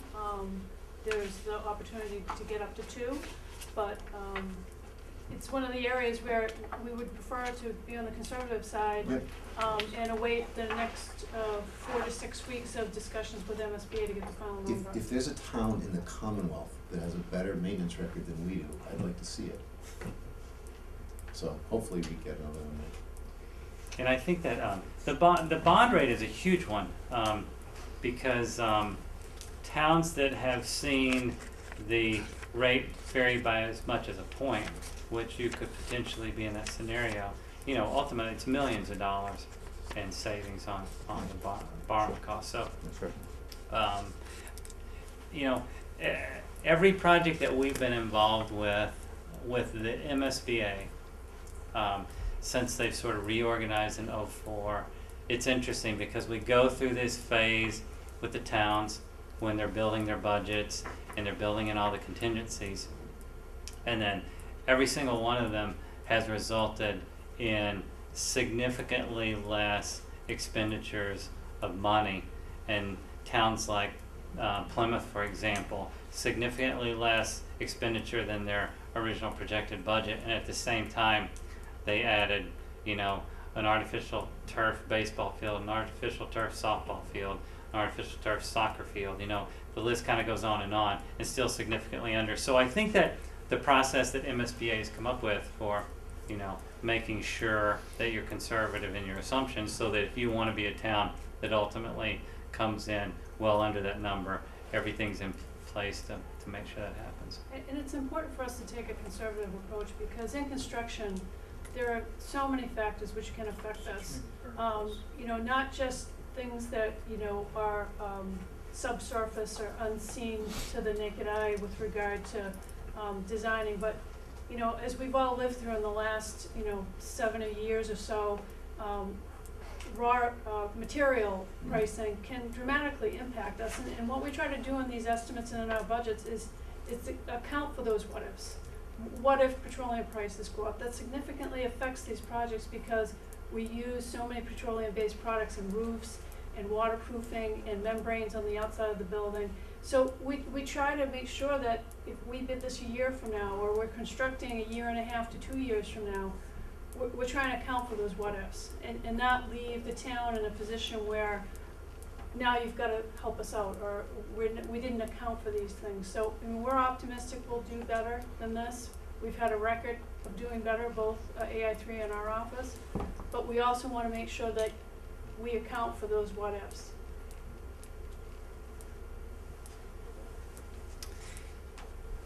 Anything, I think this might be our last deciding slide. I do think that it would be good to get a little bit of feedback. Our assumption is that, as we've done in the past, on Monday night with the collective building committee, school committee, board of selectmen all in the same room, that we would go through fairly quickly the schematic design and explain the process we're in, and then go through in probably less detail than we did tonight, the budget, the fact that everything is on target.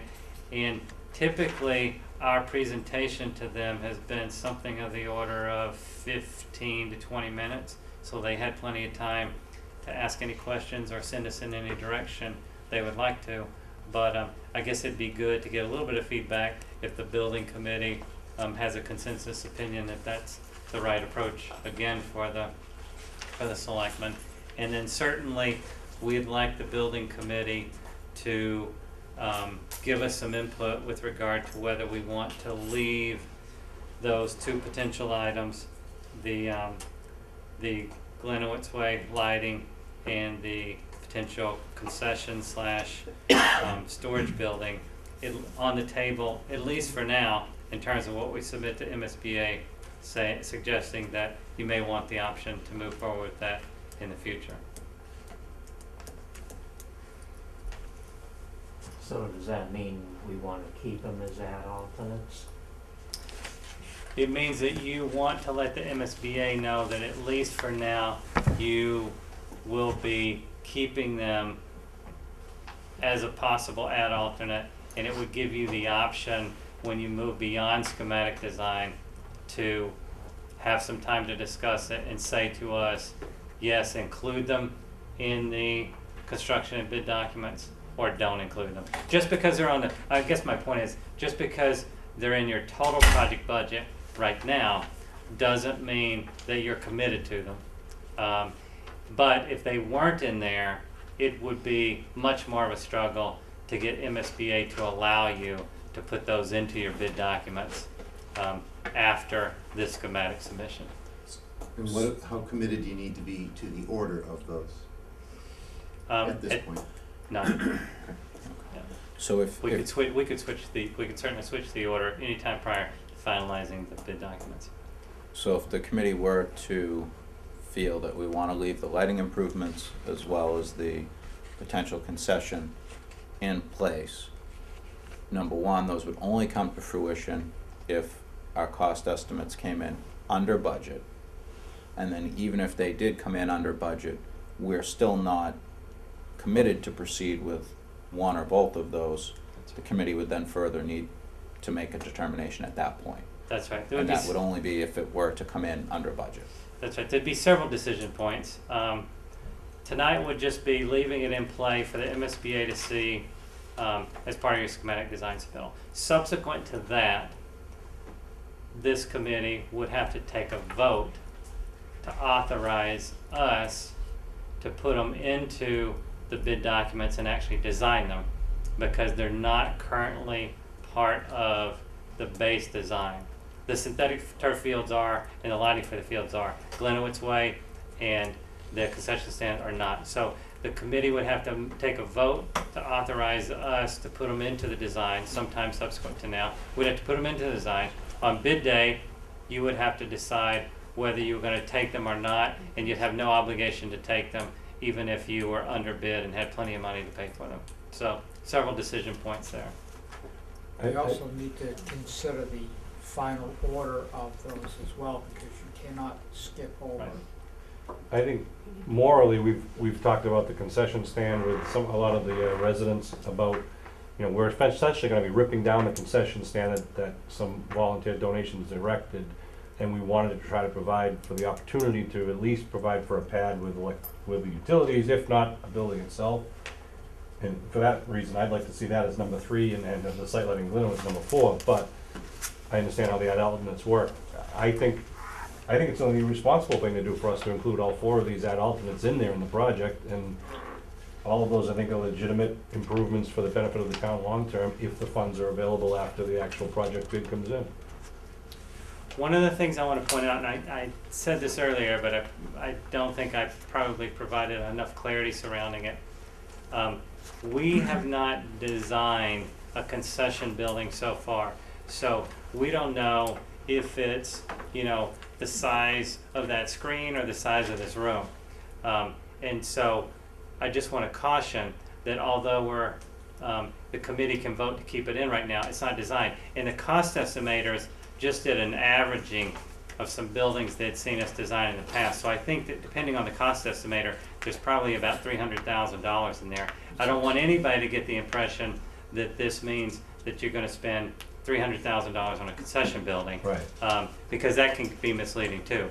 It simply means in the future you would decide exactly what the building is and the cost would be adjusted accordingly.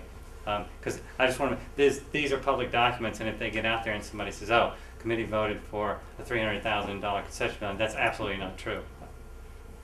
But I would add, if we do consider alternates 3 and 4, they would be added to the ineligibles. They're not listed that way now because we really didn't have a firm decision on them, and I didn't want to end up including them and having them see that additional ineligibles. But if we are to proceed with the alternates 3 and 4, those ineligibles would be added to that category. And although those expenses would be ineligible, it would not impact the overall project cost, total project cost. Would not. Because again, the only way that those expenses would come to fruition is if we were under budget. Correct. Okay.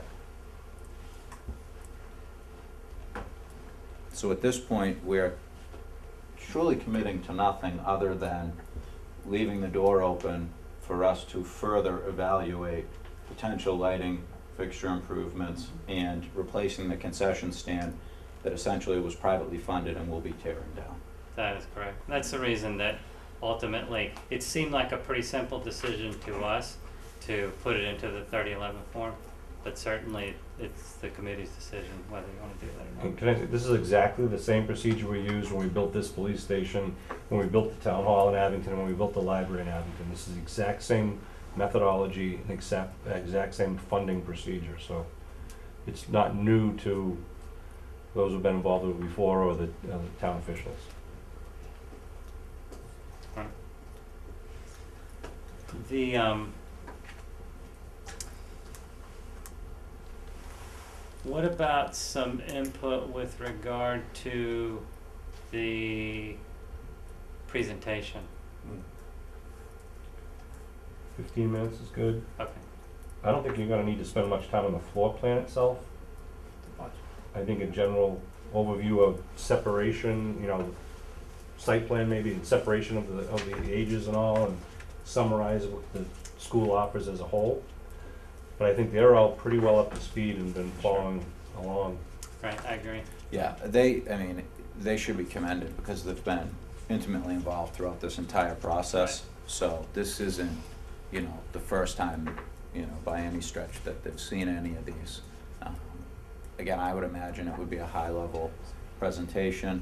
There'd be obviously, you know, slightly more time spent on this because this will be the first time that they'll be seeing, you know, a more detailed kind of cost estimate, and then, you know, leave a significant amount of time for question and answers if there are, you know, any particular items that are of interest to those committees. We've said this before, but Abington is somewhat unique in that in many towns we're involved in, the selectmen would not have, wouldn't be as involved with the project as they are here. And so there's this elaborate presentation to try to bring them up to speed. Here, from the very early feasibility stage, they were coming to these meetings reviewing all the material, and we're as up to speed in many cases, as any of the building committee members, so Absolutely. it certainly makes it easier. I do think it would be important though to reiterate the whole ineligibles and percentage discussion that we had, so for the benefit of the general public, to once again state it at a public meeting would be helpful in the long run. Certainly. And then, I think as you did tonight, you talked about the diligence in the surety of this number, because it was done through two different independent cost estimators. But then, I believe in the next step, MSBA will have it done again by an independent. They'll, with their own independent people, they now have staff architects and staff engineers that participate, and they have consultants too that work for them, but more often they're now, as they've expanded their staff, doing all of that review and analysis in-house. But what they'll be doing also is they'll be comparing it to their database of other projects to make sure that it's in line, it makes sense compared to other projects. Will we have an opportunity to review these estimates, and if we have any comments, to forward them? Yes. And who do we forward them to? Forward it through me, and then I'll get in touch with the appropriate parties. Okay. Everything should probably always flow through me, and then that way we make sure it gets answered and get responded to also. Okay. I just wanna say, and I know this committee has said before, but I think one of the town's best decisions was hiring AI3 as our architects and hiring Mary Mahoney and KBA as our project manager. And I think it's showing fruition where you guys have been able to keep this project within the budget. You've designed, I think, a great facility for the town. It's up for the town to now weigh the value of the investment. But I don't know that we'd be as successful and as cost efficient if we didn't have you guys on board. So personally, kudos to you guys, and I'm glad you're here. Thank you. Thank you. Absolutely. I'm not sure I've ever stood before this large a committee. I think it's been really interesting. The work, I can tell you candidly that the words that an architect or an OPM fears the most is large committee.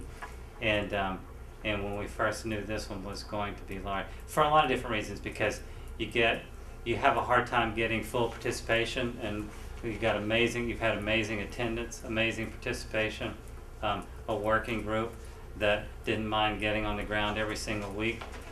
And so it's been very, very easy, and it's shocking, just so you know, from perspective outside of the towns, working in other cities and towns, it's shocking to see a large committee remain so mobile and yet so engaged in the process. So we hope that's a really good sign for things to come. Great. Any other questions for Scott or Mary? All right.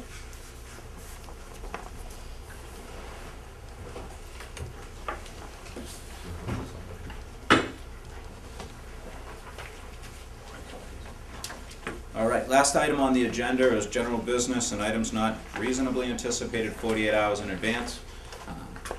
The only thing I would add, we did bring some of the flyers that the committee worked on at the last meeting. We did have those flyers just as a precautionary measure. We had those vetted through the OCPF, the Office of Campaign Finance. They reviewed all of those flyers as well to assure that we weren't running afoul of any OCPF rules, and those flyers have been approved by the Office of Campaign Finance to use. The one thing that they did remind us is the committee is not to be using public funds to mail, mass produce, or design any materials. There was a community on the South Shore that got in trouble for using some of the feasibility funds to develop and mail to all the homes an informational flyer. So we as committee members are able to hand those out and share those.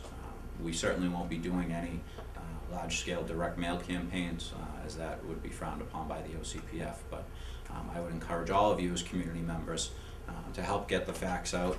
If you hear questions that are being asked, ensure that people get the right answers. The easiest way to to ensure that the community has the right information is to be forthright with that information and to be out there and share it. And to, you know, to clear up any confusion. I know, you know, we've heard questions about, well, you know, the football games aren't gonna be played at Memorial Field anymore, so, you know, I'm not happy about that. And certainly that's not the case. The football games aren't changing, you know. Oh, it's gonna be built on a swamp that'll flood every time it rains, you know, certainly we know that's not the case. But anything like that, that both the public or the community at large here, you know, we wanna ensure that we're answering those questions and addressing any of those concerns, so that they don't, you know, get out of hand. So, again, I'd encourage you, if, you know, you have questions or you are hearing questions in the community, certainly get that information back to us so that we can get that updated on the website for the frequently asked questions, just to make sure that we're continuing to get, you know, factual information out there to the community so that they can make the most informed decision when, you know, both town meeting and a ballot, subsequently, if approved at town meeting, a ballot will take place. So, thank you guys. I'd also like to thank Michael. Is this information available on the ASBC website? It is. Yep, all the information that's in print form is available on the website as well. Yes, thank you, Michael. Just like to thank members of the Board of Selectmen that were here, members of the school committee, members of the finance committee. Also like to thank the community at large for coming out to help get better informed about the project as well. So, if there's no other business. Monday night, reminder. Monday evening, we will be meeting Monday evening, 7 p.m. At the town hall for a joint meeting of the school committee, Board of Selectmen, and the Abington School Building Committee, at which point the three committees would be taking their joint vote to submit the project to the MSBA for their final approval, which would take place at their September 24th board meeting. So we certainly encourage the community to be present at that meeting as well. Is it 7? 7. 7. 7? Any additional business? Hearing none, do we have a motion to adjourn? Motion to adjourn. Second. All those in favor? Aye. Opposed? Hearing none. Meeting adjourned. I